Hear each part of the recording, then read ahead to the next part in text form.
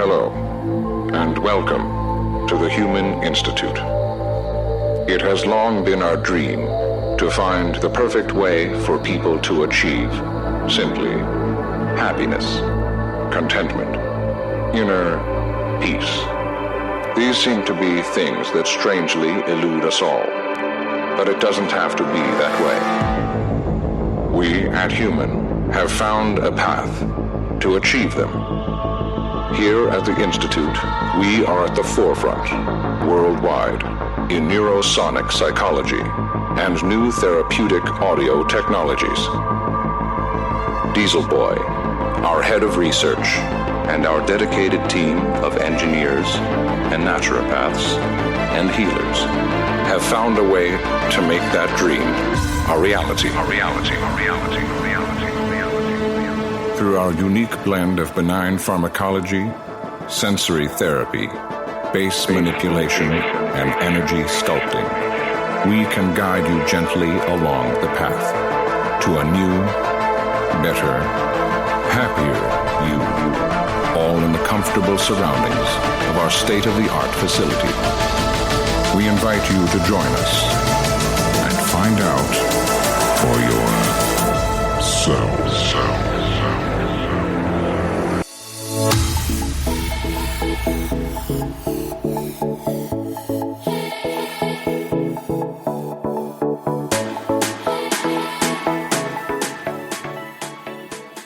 Welcome to the Transition to Changes Mission podcast show with your host, King Summer. And your host, Queen Summers. We thank you for tuning in again to the Transition to Changes podcast show, the best podcast show in the world, the most realistic show you can find. We thank you for finding us on all your outlets and keep following us, liking us, loving us, sharing us. Thank you. We can't thank you enough. But on this explosive, exciting episode here, we're going to let some things off my chest. I'm pretty sure Queen Summers is going to explain this topic is much needed in the current event, and that is power. Absolutely.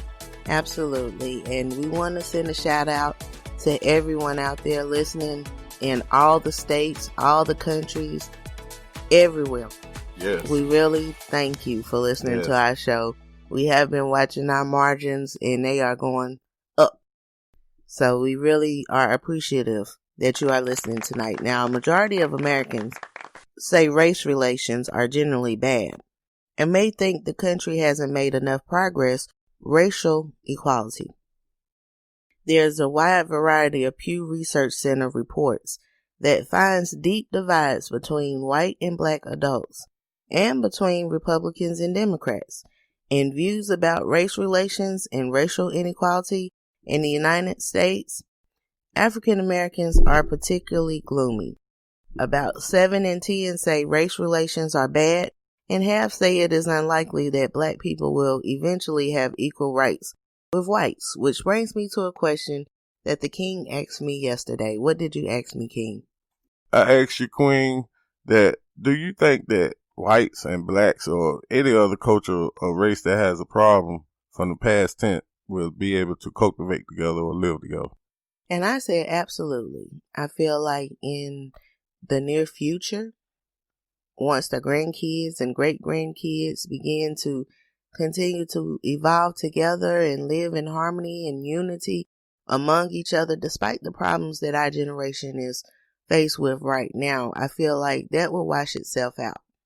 And new policies, new laws, legislations, everything will begin to include everyone as a whole. Yes, you did, my queen. And my people, I'm going to explain something that me and Queen Summers have dialogues about stuff. And she says to me, I have opened her mind up and she opens my mind up. While we were having this dialogue among each other, that really opened my mind from current event of where my mind state of how my life has been with racism, the studies that I have been into. I have forgot about optimism about us being able to live together. Mm-hmm. I have been stuck in a mind state, not at a high, I would say about 70% of thinking that it would not be able to be done. And the way that she had just explained it in detail, that helped me open my mind up to a wonderful optimistic mind state. I explain that to the people to do the same with your mates. Do the same with these kids because they the ones that sit there and say, man, you old, man. What you talking about? Mm-hmm. So take your time out and learn how to open your ears up. You got 2 ears and 1 mouth. And plant the seeds of optimism instead of the seeds of doubt, because anything is possible. Now, when the ego is tickled, it grows.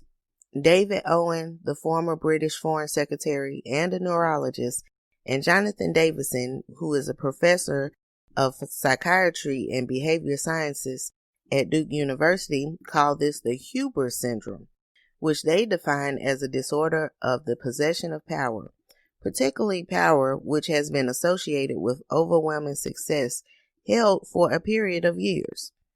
An unchecked ego can warp our perspective or twist our values. Managing our ego's craving for fortune, fame, and influence is the prime responsibility of any leader. When we're caught in the grip of the ego's craving for more power, we lose control. Ego makes us susceptible to manipulation. It narrows our field of vision and it corrupts our behavior, often causing us to act against our values. Yes, it do. And thank you for introducing that, because that is an answer to what I'm finna lead up with, a series of questions to get something on your mind and how you can help me think and have me more optimistic. If you have anything to add to this show, please write us at tcmissionspeaks@gmail.com, or you can call us now and leave a message or leave a quote or any of the things that you would like for us to explain or pronounce out to the world at this number, 910-985-9090. As I have optimism, and me and Queen Summers have this discussion all the time, she enlightens me to a lot of things to uplift me, to have hope.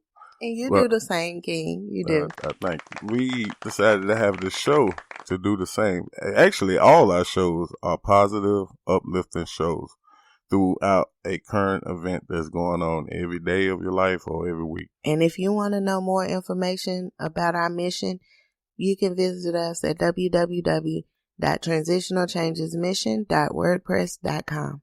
And with that said, about what I have been given on Optimistic about this problem with racism, because Queen Summers bring me back down. My mind, I believe that I think totally different from a lot of people. I mean, a lot of people have told me I'm a deep thinker. I embrace that. When I think about racism, it's like just imagine this, a tree. It usually be a spider, or what I learned in school in 3rd grade is spider web or whatever. But I use a tree. You got a main tree, biggest tree in the world. Somebody tell me that is redwood or something. It grows in California. Okay. But it's a big oak tree that's been here for thousands of years. They're huge. Think about all those branches come off of it. So I'm going to go back to the tree, the trunk. The tree, to me, that I try to meditate to think of optimistic ways of how this can work out, is the problem that's upon animal kingdom is power. That's what my mind think of. So when somebody say racism to me, I have to come back down to those branches of power. Just like Queen Summers was saying, ego is very related to power. Now, you got a branch that's coming off this tree called racism. Now, when you want to do studies, if you ask me about it, that's where I said before with Queen having dialogue, she helps me with this. I came up with separation, came up with maybe some kind of way that was basically ancient readings of how the animal kingdom is all related. Mm-hmm. You got tribes, you got territories, you got properties. We all have this ego power problem of racism that leads up to individual ownership. That's the first thing, which you can line up with ego. So you got your property, you got your land. Even in the animal kingdoms, lions got their land, they spread. You got elephants, you got all kind of wildlife animals that we branch off from, which we supposed to be the king of the animal kingdom. The superiors. Superiors. Why? Because it's supposed to be our mind states. We understand it. They have been born with more DNA of what we have the opportunity with the blessings of a mind that we think that we have got away from being salvaging animals. It's still in some of us. You got serial killers. You got all kind of people that does terrible things that was in their purpose that is implanted into their DNA and to a point to where somebody would say that's a salvage person. Everybody still have this in them. I will not say until you deeply meditate and get rid of that salvage ways with your government laws, with your public laws, with all the laws of the globe. These things have been implanted to help humans get rid of the savage way. So when we come up above that, we have more mind state to where I think about the main problem. Yes, there is a problem within racism, but I believe that until the main problem get fixed, then we can work on the branch that is kind of broken off. It's actually broken right now, hanging, dangling. We are working on it. As we look down below the trunk, we always got to remember the roots. The roots is what's holding everything together for that trunk to stand so that those branches can grow. Let's analyze this dynamic step by step. Our ego is like a target we carry with us. And like any target, the bigger it is, the more vulnerable it is to being hit. In this way, an inflated ego makes it easier for others to take advantage of us. Because our ego craves positive attention, it can make us susceptible to manipulation. It makes us predictable. When people know this, they can play to our ego. When we're a victim of our own need to be seen as great, we end up being led into making decisions that may be detrimental to ourselves, our people, and our societies and organizations. An inflated ego also corrupts our behavior. When we believe we're the sole architects of our success, we tend to be ruder, more selfish, more likely to interrupt others. This is especially true in the face of setbacks and criticism. In this way, an inflated ego prevents us from learning from our mistakes and creates a defensive wall that makes it difficult to appreciate the rich lessons we glean from failure. Wow. And I would add to that to say this. The country yes. that you live in have established separation. That's needed in Jacob's ladder or the fall of division. Diversity. Diversity is beautiful to me in a way. Let me explain. The way that we have set up our tribes, countries, is America is mainly the main country global that is diversity. Yes, it has been hard, and to this day, with all the forefathers that wrote the Constitution, wrote out the laws or whatever, they had to really, really think. You are developing a country of diversity.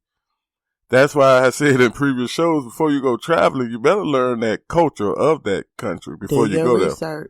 Because racism lives all over the world. Mm-hmm. That is a form of racism. If you get off the plane in Italy, they looking at you like you don't know their language. You don't know how to eat. You laughing, or they might start picking at you.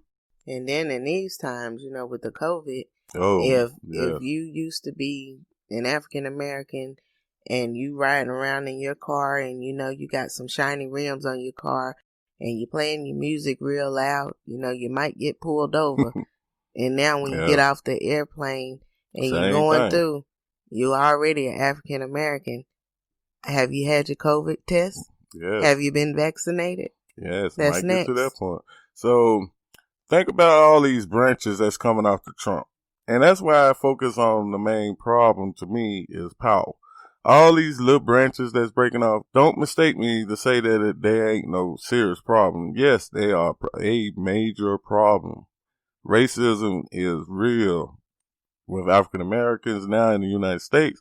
But I know for a fact, as I have traveled across the places, not the whole globe, but I have seen different cultures and how they act, interact with each other and with me. Racism being in my life since I've been here. And I'm pretty sure with the European white people, they had some form of racism back in their time.